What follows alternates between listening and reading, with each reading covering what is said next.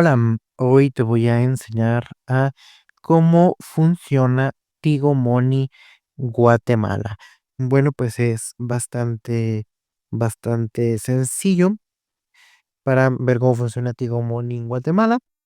Tigo Money funciona como una billetera electrónica móvil que permite a los usuarios gestionar dinero desde su celular y se pueden usar para enviar y recibir dinero, pagar servicios, comprar recargas Tigo y cobrar remesas. Primero tenemos que descargar la aplicación o acceder a tigomoney.com.gt.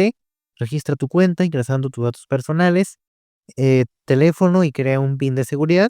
Puedes cargar tu billetera, realiza cargas en puntos autorizados, agencias de Tigo, puedes enviar y recibir dinero, pagar servicios, comprar cargas y cobrar remesas. Y bueno, pues así es como acaba el video de hoy. Esperemos que este video les haya gustado, pero sobre todo que les haya sido de mucha utilidad.